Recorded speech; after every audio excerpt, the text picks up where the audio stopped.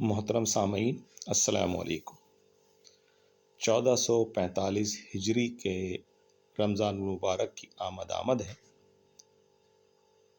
رمضان المبارک اسلامی تقویم کا، اسلامی سال کا 9واں مہینہ ہے، اور دنیا بھر کے مسلمان اپنے اپنے انداز سے رمضان کا استقبال کرتے ہیں، اور پاکستان کے مسلمان بھی رمضان کو شایان شان طریقے سے منانے کے لیے اس کے آنے سے پہلے ہی اس کی تیاریوں کا آغاز کر دیتے ہیں۔ رمضان کو رمضان کہنے کی وجہ کیا ہے، تو اس حوالے سے جو باتیں ہمیں معلوم چلی اس کے حساب سے پتہ یہ چلا کہ رمضان رمز سے ماخوذ ہے، اور رمز کے معنی جلانا ہے۔ چونکہ یہ مہینہ بھی مسلمانوں کی گناہوں کو جلا دیتا ہے، اس لیے اس کا نام رمضان رکھا گیا، یا اس لیے بھی یہ نام رکھا گیا کہ رمز جس کے معنی گرم زمین کے ہیں، اور گرم زمین سے پاؤں جل جاتے ہیں، تو چونکہ ماہ صیام، ماہ رمضان بھی نفس کے جلنے اور تکلیف کا سبب بنتا ہے، لہٰذا اس کا نام رمضان رکھا گیا۔ یا رمضان گرم پتھر کو بھی کہتے ہیں، جس سے چلنے والوں کے پاؤں جلتے ہیں۔ جب اس مہینے کا نام رکھا گیا تو اس وقت بھی موسم سخت گرم تھا، تو یہ مختلف روایتیں ہیں اس مبارک مہینے کے نام کے حوالے سے۔ رمضان شریف یقیناً بڑا بابرکت مہینہ ہے، اور اس میں کئی واقعات رونما ہوئے، جن میں سے چند اہم اور تاریخی واقعات آپ کی نظر ہیں۔ 3 رمضان المبارک کو سیدنا ابراہیم علیہ السلام پر صحائف کا نزول ہوا۔ 6 رمضان المبارک کو سیدنا موسیٰ علیہ السلام پر توریت نازل ہوئی۔ 18 رمضان کو سیدنا داؤد علیہ السلام پر زبور نازل ہوئی۔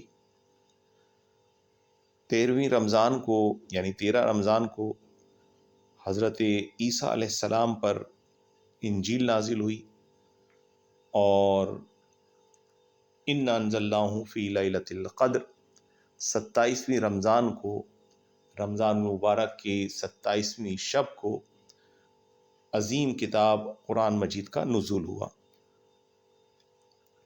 اسی طرح سے 10 رمضان مبارک جو ہے وہ ام المومنین حضرت خدیجہ رضی اللہ تعالی عنہا کی وفات کا دن ہے۔ 17 رمضان مبارک حضرت عائشہ صدیقہ رضی اللہ تعالی عنہا کی وفات کا دن ہے، اور یہی 17 رمضان اسلام اور کفر کے درمیان جو پہلا معرکہ بدر کے مقام پہ رونما ہوا، یعنی غزوہ بدر بھی 17 رمضان کو رونما ہوا۔ اسی طرح 20 رمضان اسلام کی عظیم فتح مکہ کا دن ہے۔ 21 رمضان حضرت علی رضی اللہ تعالی عنہ کی شہادت کا یوم ہے۔ امت مسلمہ کا اجماع ہے کہ رمضان مبارک جو ہے تمام مہینوں سے افضل ہے۔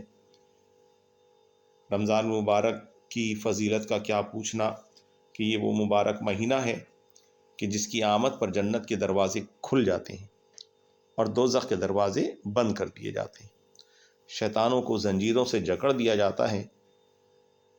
حضور خاتم النبیین صلی اللہ علیہ وآلہ وسلم کا ارشاد ہے کہ جب رمضان آتا ہے تو آسمان کے دروازے کھولے جاتے ہیں۔ ایک روایت میں ہے کہ جنت کے دروازے کھولے جاتے ہیں اور دوزخ کے دروازے بند کر دیے جاتے ہیں، شیطان زنجیروں میں جکڑ دیے جاتے ہیں، اور ایک روایت میں کہ رحمت کے دروازے کھل جاتے ہیں۔ اسی طرح ایک روایت میں ختم المرسلین صلی اللہ علیہ وآلہ وسلم نے ارشاد فرمایا، بے شک جنت ابتدائے سال سے آئندہ سال تک رمضان کے لیے آراستہ یعنی سجائی جاتی ہے، آپ صلی اللہ علیہ وسلم نے فرمایا جب پہلا دن آتا ہے تو جنت کے پتوں سے عرش کے نیچے ہوا سفید اور بڑی آنکھوں والی حوروں پر چلتی ہے، تو وہ کہتی ہیں کہ پروردگار اپنے بندوں سے ہمارے لیے ان کو شوہر بنا جن سے ہماری آنکھیں ٹھنڈی ہوں اور ان کی آنکھیں ہم سے ٹھنڈی ہوں۔ ماہ رمضان المبارک کی فضیلت کا کیا کہنا کہ اس کی برکت سے رمضان مبارک کی ہر رات میں 60,000 گناہگاروں کی مغفرت کی جاتی ہے۔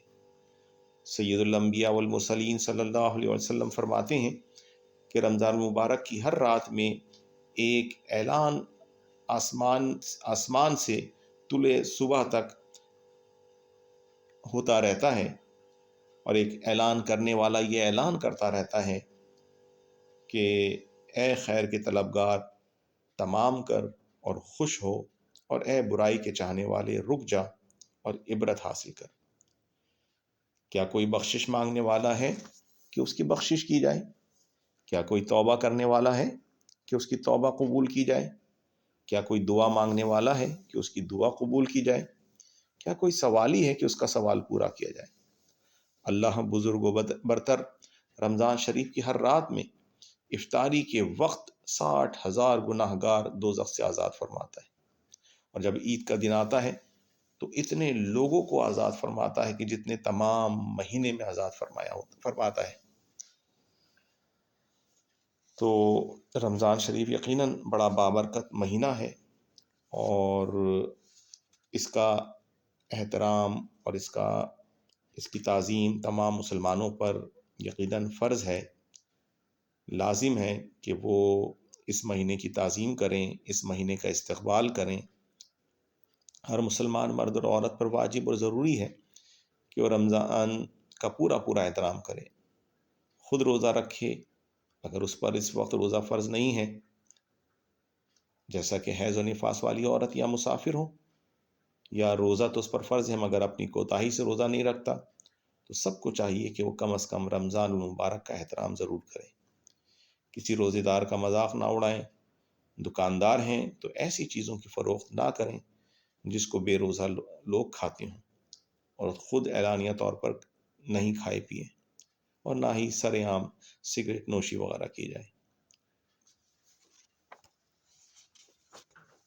اللہ تعالی ہمیں رمضان کا استقبال کرنے کی توفیق عطا فرمائے، رمضان کے روزے رکھنے کی توفیق عطا فرمائے، اور رمضان کا جو فلسفہ ہے اس کو سمجھنے کی بھی توفیق عطا فرمائے، اور عمل کے معاملے میں ہمیں اللہ تعالی عمل کرنے والا بنائے۔